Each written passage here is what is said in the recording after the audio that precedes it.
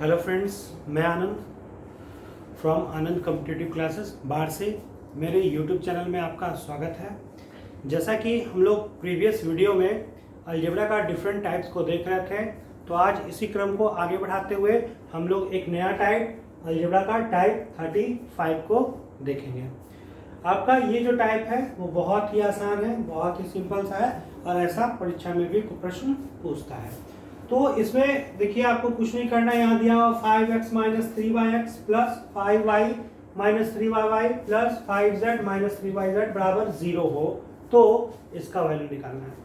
ठीक है, तो ऐसे प्रश्नों में देखिए हम प्रोसेस से भी देख लेंगे और डायरेक्ट बिना पेन उठाए हुए भी हम लोग इसका आंसर देख लेंगे। ठीक है, तो इसमें सबसे पहले आपको ऐसे प्रश्नों में क्या करना है, देखिए एक चीज समझना है कि अगर मैंने लिखा a माइनस बी बाई 2 तो इसको तोड़ के क्या हम a by 2 minus B by 2 लिख सकते हैं? बिल्कुल लिख सकते हैं। क्यों? क्योंकि देखिए अगर मान लीजिए यही स्टेप पहले होता, ये अगर जस्ट सपोज कीजिए इसके पहले अगर ये स्टेप होता a by 2 minus B by 2 तो दोनों का एलसीएम 2 होता और जैसे ही 2 नीचे में आता तो ऊपर में a माइनस बी हो जाता। तो वही हम लोग करेंगे कि यहां पर जो वैल्यू दिया हुआ है उसको एक स्टेप पहले ऐसे रूप में देखिए आपका यहां मान दिया हुआ है, आप क्या करेंगे कि इस वैल्यू को इस तरह से तोड़ लेंगे। उससे फायदा क्या होगा कि समथिंग कुछ मान आपका कट जाएगा। क्या कटेगा वो हम लोग जस्ट देखेंगे। जैसे कि क्वेश्चन में यहां पर देखिए क्या लिखा हुआ है क्वेश्चन में, इसको हम लिख सकते हैं 5x by x minus 3 by x. बिल्कुल इसी तरह से यहां हम लोग लिखे थे। उसी प्रकार सेकंड वाले को क्या करेंगे, लिखेंगे 5y माइनस 5y बटे y माइनस 3y कितना 3y भी आपका y हो जाएगा। ठीक है, उसी प्रकार थर्ड वाले टर्म को भी हम लोग लिखेंगे 5z माइनस हम लोग लिख सकते हैं ना, sorry by z minus 3y कितना z। ठीक है, और इन तीनों का वैल्यू किसके बराबर है, इन तीनों का मान जो है 0 के बराबर। ठीक है, तो अब देखिए हम लोग कैसे इसको करेंगे। तो बहुत ही सिंपल सा यहाँ पे है, जस्ट मैं नीचे बोर्ड को इसको क्लीन कर लेता हूं, उसके बाद मैं बताता हूं। तो देखिए मैंने उसी टर्म में लिख लिया। फायदा क्या हुआ यहाँ पर कि यहाँ पर कुछ वैल्यू कैंसिल हो जाएगा, हो सकता है ना यहाँ पर। तो अब देखिए यहाँ पर केवल कितना बचा 5 और इधर कितना 3y(x)। उसी प्रकार इसमें भी कितना बचा 5 माइनस कितना 3y। उसी प्रकार यहाँ भी कितना बचेगा 5 है ना, और माइनस कितना 3yz किसके बराबर 0। अब आपको कुछ नहीं करना है, सिंपल सा क्या करना है कि 5 को यहीं पर आने देंगे और माइनस वाले टर्म को हम उधर भी लिख सकते हैं। जैसे ही हम दूसरी तरफ करेंगे यहाँ पर, तो यहाँ पर ये 5 और ये वाला 5, तीनों ये 5 ही है, ध्यान रखेंगे ये 5 ही है। ठीक है, तो तीनों 5 एक साथ आ जाएगा और ये 3x जो है वो दूसरे तरफ चला जाएगा, प्लस माइनस उधर जाएगा तो प्लस में। उसी प्रकार ये कितना 3y प्लस में, उसी प्रकार ये कितना 3yz। अब देखिए कुछ इस टर्म में आ रहा था, अब उस टर्म में लाने के लिए क्या इन तीनों से ऊपर से हम 3 कॉमन ले सकते हैं? तो बिल्कुल हम ले सकते हैं। तो अब देखिए यहाँ पर हम क्या करेंगे, तो बहुत सिंपल सा कंसेप्ट है। यहाँ 5 कितना 15 तो हो गया, कोई प्रॉब्लम नहीं था। लेकिन अब इन तीनों से हम क्या कॉमन लेंगे, तो जैसे ही हम 3 कॉमन लेंगे तो यहाँ 1/x plus 1/y plus 1/z बच जाएगा और ये वैल्यू कट जाएगा। तो हम लिख सकते हैं 1/x plus 1/y plus 1/z का वैल्यू कितना 5 मेरा आंसर हो जाएगा। तो बहुत ही सिंपल है, बहुत ही इजी है। ठीक है, लेकिन मैंने बताया कि ऐसे प्रश्नों में हम लोग डायरेक्ट भी कैसे आंसर करेंगे। तो बस आपको ये ध्यान देना है कि ऐसे प्रश्नों में जो भी वैल्यू रहेगा, देखिए यहाँ पर ऑलवेज आज तक जितना भी प्रश्न आया उसमें यहाँ बिल्कुल ऑलवेज इक्वल अंक आता है। तो ऑलवेज दिमाग में रखना है कि जो भी मान लीजिए ये अगर a होता, मान लीजिए ये अगर b होता फर्स्ट डिजिट, और ये C होता। तो हम लोग क्या करेंगे कि तीनों A B C को जोड़ लेंगे। दिमाग में रखना है कि A plus B plus C बटे इसको कर लेना है, ठीक है। इसको सपोज कीजिए हम लोग मान लें D, बाई कितना कर लेंगे D। इसी कंसेप्ट को आपको ध्यान रखना है, यानी पहले डिजिट को A मान लेंगे, दूसरे को B, तीसरे को C, बाई आप D से भागा दे लेंगे। D सब जगह क्या है, कॉमन है। तो आप देखिए 5 5 5 कितना 15, 15 बाई 3 करते हैं, डायरेक्ट मेरा आंसर आ जाता। तो ऐसे भी निकाल सकते थे हम। ओके, तो यहाँ पर हम लोग एक क्वेश्चन और देख लेते हैं। अब देखिए हमारे पास बिल्कुल उसी तरह का एक दूसरा प्रश्न है, जहां 4x माइनस 3/3 है प्लस 4y माइनस 3y है प्लस 4z माइनस 3y है इज इक्वल टू 0 हो तो 1/x। जनरली हर प्रश्न में 1/x plus 1/y plus 1/z का ही मान पूछेगा। तो हम लोग क्या करेंगे, कुछ नहीं, अगर कंसेप्ट जाते तो यहाँ से हम लोग क्या करते, इसको अलग अलग लिख सकते थे 4x/x माइनस 3/x, ये टूट जाएगा। उसी प्रकार कैसे तोड़ते, तो पहले इन दोनों को तोड़ते तो लिख सकते थे प्लस 4y बटे y माइनस 3y कितना y। उसी प्रकार जब हम इसको तोड़ते तो 4z बटे z minus 3y is equal to 0। अब देखिए ये इससे कैंसिल होता है, ये इससे कैंसिल होता है, ये इससे कैंसिल होता, तो यहां से कितना बचता 4 बचता माइनस 3/x, यहां से भी 4 बचता माइनस 3 आपका y, फिर यहां से कितना बचता, तो यहां से भी 4 माइनस 3/z किसके बराबर 0। अब 4 कितना हो जाता, इधर तो मेरा 12 हो जाता, लेकिन जैसे ही हम इसको उधर ले जाते तो इधर 3/x प्लस में हो जाता, इधर 3/y ये भी प्लस में हो जाता, और इधर 3/z ये भी प्लस में हो जाता। अब कुछ नहीं करना था, अब सिंपल सा कंसेप्ट था कि हम लोग क्या करेंगे, इन तीनों से 3 कॉमन लेंगे। तो जैसे ही हम लोग इधर तो मेरा 12 था और उधर 3 कॉमन लेते तो 1/x plus 1/y plus 1/z ये मेरा कैंसिल हो जाएगा। तो 1/x प्लस 1/, यहाँ पर y प्लस 1/z का वैल्यू कितना 4, या 4 मेरा क्या होता आंसर हो जाता। तो इतना नहीं करके इसमें कुछ टीचर ये भी कहते हैं कि जो पूरे प्रश्न में सबसे बिगेस्ट डिजिट हो वही मेरा आंसर होता है, क्योंकि आज तक ऐसे प्रश्नों में जितना बार भी प्रश्न पूछा गया है यहाँ इक्वल अंक होता है। अगर नहीं भी इक्वल रहेगा तो आपको ध्यान क्या रखना है, अगर इसको a मानते तो a plus b plus c by मेरा d, a बराबर फर्स्ट डिजिट यहाँ पर, इसका डिजिट b और इसका डिजिट c, तीनों को जोड़ते 4 4 4 कितना 12 को किससे हम 4 से भागा देते तो मेरा आंसर कितना 4 ही आता। हम लोग सिंपली कह सकते थे। तो बहुत ही आसान है। तो हम लोग अब नेक्स्ट टाइप पे आते हैं। अब हमारे पास एक न्यू टाइप है, टाइप 36। इसमें देखिए क्वेश्चन में कह रहा है कि यदि x और y दो धनात्मक संख्या मतलब पॉजिटिव नंबर है, धनात्मक मतलब पॉजिटिव है ना, ऋणात्मक मतलब निगेटिव, तो आपका कह रहा है दो धनात्मक संख्या मतलब कोई भी दो पॉजिटिव नंबर हो सकता है, 1 2 3 4 5 100 कुछ भी, ठीक है। दो पॉजिटिव नंबर हो तो आपको वैल्यू निकालना है x plus y into 1/x plus 1/y का न्यूनतम वैल्यू। अब एक चीज का विशेष ध्यान रखिएगा, जब कभी भी न्यूनतम वैल्यू मिनिमम वैल्यू निकालने के लिए कहेगा, ठीक है, तो देखिए मिनिमम वैल्यू हम आपसे ये पूछे, एक मेरा सीधे से सवाल था कि अगर x प्लस वाई का वैल्यू 5 हो, ठीक, और कह दे क्वेश्चन में कि यदि y का मान जो है आपका जितना बड़ा से बड़ा रखें कोई फर्क नहीं पड़ता है, लेकिन x का वैल्यू न्यूनतम मिनिमम रखना है। मैंने क्या कहा, y का जितना बड़ा से बड़ा आप रख लें, लेकिन x का सबसे न्यूनतम वैल्यू मिनिमम वैल्यू बताएं। तो आप क्या बोलेंगे, तब आप बोलेंगे कि सर यहाँ y का वैल्यू कितना होगा 5 होगा और x का वैल्यू 0 होगा, क्योंकि मैंने कहा y का आप जितना बड़ा रख लें, है ना, लेकिन आपका यहाँ पर क्या होगा x का वैल्यू 0, तो 0 और 5 रखेंगे तब भी दोनों को जोड़ने पर 5 मेरा आ सकता है ना। लेकिन जब भी मिनिमम वैल्यू पूछा जाए आपसे तो एक चीज का जरूर ध्यान दीजिएगा, आपका डिपेंड करेगा ऑप्शन पे, ठीक है।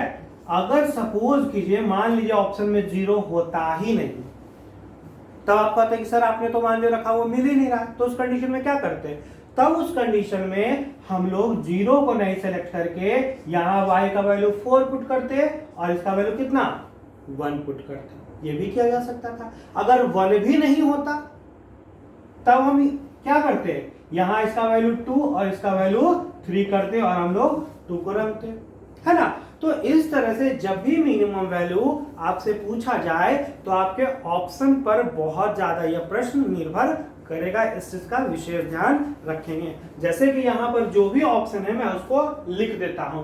यहाँ पर देखिए क्वेश्चन में आपका, एक मिनट, यहाँ पर कुछ भी ऑप्शन में जो रहेगा, ठीक है, आप उस पर ध्यान रखेंगे विशेष तौर पर।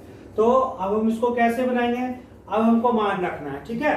तो सबसे पहले एक चीज ध्यान रखें, चूंकि मिनिमम वैल्यू कह रहा है इसलिए आपको देखिए प्रश्न में कोई भी इक्वेशन नहीं दिया हुआ, तो जब कभी भी प्रश्न में इक्वेशन नहीं दिया हुआ हो और मिनिमम वैल्यू कहे तो कंडीशन पर आपको ध्यान रखना है। तो कंडीशन सिर्फ क्या कर रहा था, कंडीशन सिर्फ इतना कर रहा था कि पॉजिटिव नंबर है, सिर्फ क्या कर रहा था कंडीशन। तो कंडीशन जो कह रहा था वो मेरा क्या कह रहा था, कंडीशन सिर्फ ये कह रहा था कि पॉजिटिव नंबर मेरा है, यही कह रहा था ना। तो कंडीशन तो ठीक है, पॉजिटिव नंबर 1 2 कुछ भी हो सकता है, 100 भी हो सकता है। तो आपको बस इतना ध्यान रखना है कि कंडीशन को तो फॉलो करना ही है, लेकिन जब भी प्रश्न में इक्वेशन नहीं दिया हुआ रहे तो सबसे पहले आप सबसे लोएस्ट मान ही रखेंगे। इस चीज का विशेष ध्यान रखेंगे कि सबसे पहले मान क्या रखेंगे, लोएस्ट मान रखेंगे। अगर लोएस्ट मान रखने पर ऑप्शन मेरा नहीं मैच करता है तब फिर उससे थोड़ा सा बड़ा, तो यहां पर हम लोग x और y का मान सकते हैं कि सपोज माना कि सपोज दैट कर सकते हैं कि x बराबर कितना y और x बराबर कितना 1 और y बराबर कितना 1। हम लोग x का भी वैल्यू +1 रख सकते हैं, y का वैल्यू रख सकते हैं ना +1, क्योंकि ऐसा तो कुछ नहीं कह रहा था कि ये होना चाहिए वो होना चाहिए, कोई भी आपका कंडीशन के अलावा कोई भी इक्वेशन नहीं दिया हुआ है। तो सबसे पहले जब हम ये रखेंगे, अब हम इसको रख के वैल्यू को यहाँ पुट कर लें। तो अब देखिए जैसे ही x का वैल्यू हम यहाँ 1 रखते और प्लस y का वैल्यू कितना 1 रखते और इनटू में आपका कितना है 1/1 प्लस 1/1, तो आप जैसे ही इसको करते तो 1 1 कितना 2 और यहाँ भी आपका कितना होता 1 1 2, तो मेरा आंसर कितना 4 हो जाता। अगर अब ऑप्शन में 4 नहीं होता, ध्यान रखेंगे, अब अगर ऑप्शन में 4 नहीं होता तब आप क्या करते, किसी एक का वैल्यू 1 ही रखने देते और किसी एक का वैल्यू 2 रख के देखते, शायद इस पर आंसर आ जाता। ऐसा नहीं कि दोनों का 2 2 रख देंगे, नहीं, हम लोग एक को 1 रखने थे और दूसरे को 2 रखेंगे। अब आपके मन में ये भी सवाल है सर 0 क्यों नहीं, तो 0 जो है उसको हम लोग नहीं रखेंगे। क्यों नहीं रखेंगे, क्योंकि यहाँ कह रहा है कि पॉजिटिव संख्या, तो पॉजिटिव की शुरुआत कहाँ से होती है 1 से होती है, ठीक है। 0 को जो है वो एक न्यूट्रल नंबर होता है, ठीक है। तो पॉजिटिव का जब भी शुरुआत करना होगा तो +1 से, निगेटिव भी रहेगा तो -1 से करेंगे। लेकिन अगर यहाँ पर कंडीशन दिया होता है कि यदि x और y जो है एक संख्या है, ठीक है, या कह देगा कि एक पूर्ण संख्या, ऐसा रहता पूर्ण संख्या मतलब होल नंबर, तब हम लोग पूर्ण संख्या की शुरुआत 0 से होती है, तब हम लोग 0 से भी कर सकते थे। तो इन सभी बातों का आप विशेष ध्यान रखेंगे। जैसे कि हम इसमें एक क्वेश्चन और देख लेते हैं। अब देखिए हमारे पास एक क्वेश्चन है कि यदि a b c d 4 धनात्मक मतलब 4 पॉजिटिव नंबर है, तो कंडीशन पे ध्यान देंगे। पहला कंडीशन क्या है, तो a b c d क्या है पॉजिटिव नंबर, बस इतना ध्यान रखना है। किस प्रकार हो कि जहां a इंटू बी, ध्यान रखिए यहाँ गुना में सब है, a into b into c into d बराबर 1। तो दूसरा कंडीशन क्या है, तो दूसरा कंडीशन है a into b into c into d का वैल्यू कितना 1 हो। तो जब ऐसा हो तो आपको 1 + a, ठीक है, into 1 + b into 1 + c into 1 + d का मिनिमम वैल्यू। अब देखिए यहां पर मेरे लिए आसान है, एक तो कह दिया पॉजिटिव नंबर, तो अगर पॉजिटिव नंबर सिर्फ इतना ही रहता, ये शब्द नहीं रहता, तब हम लोग फिर पॉजिटिव नंबर शुरुआत 1 से ही करते और 1 के बारे में सोचते। लेकिन अब दूसरा कंडीशन कह दिया तो मेरे लिए बहुत ही आसान है। क्यों, क्योंकि अब सोचेंगे कि दुनिया में ऐसा कौन सा 4 संख्या है जिसको गुना करने पर 1 आएगा। तो ऐसा तभी हो सकता है जब a का भी मान कितना आप रखेंगे 1, b का भी मान 1, c का भी मान 1 और d का भी मान 1, क्योंकि 1 को 1 से ही गुना करेंगे तभी 4 आएगा। लेकिन अब देखिए आपके मन में ये भी सवाल हो सकता था कि सर a का वैल्यू 1/2 रखे, b का वैल्यू 2 रख दे, c का वैल्यू 1/3 रख दे, d का वैल्यू 3 रख दे, तब भी ये कट के वैल्यू तो 1 आ जाएगा। तो यहाँ पर इसलिए कहा था कि पॉजिटिव नंबर है, ठीक है। आपका यहाँ पर ऐसा नहीं दे रहा था कि परिमेय संख्या पॉजिटिव नंबर है, तो 1 2 3 4 ही हम लोग ऐसा नंबर ही सोचेंगे। भिन्न के रूप में a/b के टर्म वाला संख्या हम लोग नहीं देखेंगे, क्योंकि पॉजिटिव भी कह रहा है और चारों को गुना करने पर 1, तो निश्चित तौर पर ऐसे में आपका चारों का चारों मान क्या होगा, 1 ही होगा। तो जैसे ही मेरा 1 होगा तो हम लोग क्या करेंगे, इसको हम लोग इजिली हल कर लेंगे। तो यहाँ पर 1 प्लस a कितना, तो a का वैल्यू 1, उसी प्रकार 1 प्लस b तो 1 प्लस 1, उसी प्रकार 1 प्लस c तो 1 प्लस 1 और 1 प्लस 1। तो जैसे ही हम लोग सबको गुणा करेंगे तो 2 इंटू 2 इंटू 2 इंटू 2, यानी मेरा आंसर कितना हो जाएगा, 16। तो बहुत ही सिंपल था, हम लोग इजिली बना सकते हैं। लेकिन कभी कभी इसमें घुमा के भी प्रश्न पूछता है, तो हम लोग मिनिमम वैल्यू में घुमा के भी कभी कभी प्रश्न पूछता है। एसएससी के बहुत सारे परीक्षाओं में पूछा गया है, तो हम लोग घुमा के जो प्रश्न पूछता है एक वैसा भी प्रश्न एक दो देख लेंगे। अब देखिए इसमें आपका पूछ रहा है मिनिमम वैल्यू। इस टाइप में सारा का सारा मिनिमम वैल्यू ही पूछ रहा है, न्यूनतम मान। मैक्सिमम वैल्यू भी पूछ सकता है, वो दूसरे टाइप में हम देखेंगे। तो यहाँ पर मिनिमम वैल्यू पूछ रहा है, लेकिन अब आपके लिए एक फायदा क्या हो गया कि एक इक्वेशन मेरे पास दे दिया। इक्वेशन क्या है, हम लोग पहले इक्वेशन को यहाँ कंसीडर करते हैं। तो इक्वेशन क्या है कि a-7 into b-10 into c-12 is equal to 1000। तो इसमें ध्यान रखिएगा कि जब भी ऐसा इक्वेशन दे, तो इक्वेशन जो भी देगा, तो इक्वेशन में आप देखिएगा कि जो इक्वेशन है वो किस अंक के बराबर है। तो यहाँ किसके बराबर है, 1000 के बराबर है। तो आपसे मिनिमम वैल्यू जब पूछेगा तो आपको इतना ध्यान रखना है कि जब भी ऐसे में आपका 3 वेरिएबल देखिए यहाँ पे दिया हुआ है, अगर हम इसको x माने, इसको y माने, इसको z माने, अगर 3 वेरिएबल है तो आप ये सोचिएगा कि ये जो है किसका क्यूब है।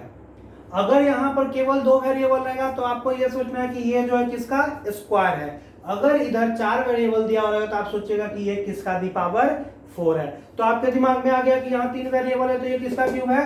तो ये हम लिख सकते हैं, दिमाग में रख सकते हैं कि ये 10 का पावर होल क्यूब है ना। तो आपको क्या करना है, बस इतना सोचना है कि अगर ये 10 के पावर होल क्यूब है, तो अगर यहाँ टोटल इस वैल्यू को, टोटल ध्यान रखें इस वैल्यू को, टोटल अगर 10 आ जाता तो 10 और ये भी टोटल 10 आ जाता, तो इंटू 10 और ये भी टोटल 10 है, तो 10 10 10 तीनों को गुना कर देते 1000 के इक्वल हो जाता, होता ना। तो करना क्या है यहाँ पर, करना बस आपको केवल इतना है कि आपका बस, मैंने पहला बात क्या कहा कि कितना वेरिएबल है, 3 वेरिएबल। तो 3 वेरिएबल होगा तो सोचना है किसका क्यूब है। अगर 4 वेरिएबल रहेगा तो किसका पावर 4 है। तो चूंकि 3 वेरिएबल था तो आप बस ये सोचें कि हम यहाँ पर a का ऐसा क्या मान रखें कि जिसको हम इसमें जोड़ने, या अगर प्लस रहेगा तो जोड़ने के बाद 10 बन जाए, अगर माइनस रहेगा तो घटाने के बाद। तो यहाँ पर हम अगर a का वैल्यू 17 रख देते और 17 में 7 घटाते तो 10 में बदल जाता। लेकिन सपोज कीजिए यहाँ माइनस नहीं प्लस होता, तब a का मान कितना लेते, केवल 3, क्योंकि 3 जोड़ देते तो आ जाता। ठीक है, तो आपको a का मान कितना रखना है, a का मान 17। उसी प्रकार b का मान सोचिए कि क्या रखे कि यह 10 में टोटल टर्म जो है 10 में बदल जाए। तो b का मान टोटल टर्म 10 में बदले, ये ध्यान रखेंगे हम। तो b का वैल्यू कितना रख सकते हैं, 20, क्योंकि 20 में 10 जाएगा तो 10 हो जाएगा। उसी प्रकार c का ऐसा क्या मान रख दे कि टोटल टर्म 10 में बदल जाएगा। तो c का वैल्यू हम लोग कितना रख दें, 22 रख सकते हैं। अगर 22 रख देते तो 22 में 12 घट जाता तो 10 हो जाता। तो बस आपको ऑलवेज यही करना है, ध्यान रखना है कि ऑलवेज हम यही मानेंगे और आंसर जो है इसी पर आएगा। अब हमसे प्रश्न में पूछ रहा है a प्लस बी प्लस सी, तो a का वैल्यू कितना, 17 प्लस 20 प्लस c का वैल्यू 22, तीनों को जोड़ देंगे 59, मेरा क्या होगा, आंसर हो जाएगा। तो बहुत ही सिंपल है, बस इतना ध्यान रखना है कि यहाँ पर 3 वेरिएबल तो किसका क्यूब सोचेंगे, अगर यहाँ 4 वेरिएबल तो किसका स्क्वायर, अगर 2 वेरिएबल तो किसका स्क्वायर, और बिल्कुल जिसका क्यूब, जिसका स्क्वायर, जिसका पावर 4 होगा, हमको सोचना है कि एक ऐसा क्या मान रख दे कि टोटल का टोटल टर्म जो है 10 में बदल जाए। ठीक है, तो हम लोग 10 में नहीं, मतलब कि जिसका क्यूब होगा उसमें उस अंक में बदल जाए। जैसे कि एक क्वेश्चन हम और यहाँ बनाते हैं आपसे, उसके बाद उम्मीद है कि सारा प्रश्न बन जाएगा। अब देखिए बिल्कुल उसी तरह का हमारे पास एक दूसरा क्वेश्चन है। तो सबसे पहले आप देखिए यहाँ पर कंडीशन क्या दिया हुआ है। तो कंडीशन दिया हुआ है x - 5 into y plus 6 into z minus 8 is किसके बराबर 1331 के। तो आप सोचे कि यहाँ पर 1 2 3 टर्म है, तो 3 टर्म है, तो ये किसका क्यूब है? तो सिंपली आप कह सकते हैं ये किसका 11 का होल क्यूब है।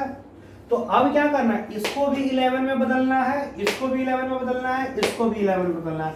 तो टोटल टर्म को 11 में लाने के लिए x का क्या मान रखेंगे 16 में 5 जाएगा, हो जाएगा ना। उसी प्रकार टोटल टर्म को, यहाँ टोटल टर्म को 11 लाने के लिए y का क्या वैल्यू रखेंगे 5, और इस टोटल टर्म को 11 में लाने के लिए z का क्या वैल्यू रखेंगे 11 में लाना है।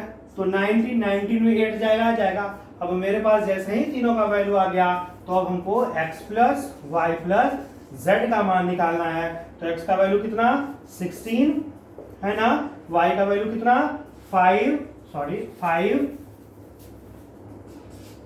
और z का वैल्यू कितना 19। तो हम लोग जोड़ लेंगे, सिंपली बहुत ही आसान था।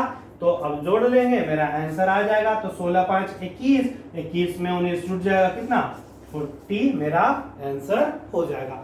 तो मुझे उम्मीद है कि आपसे बन जाएगा ये टाइप, और बहुत ही आसान है। Okay, thank you.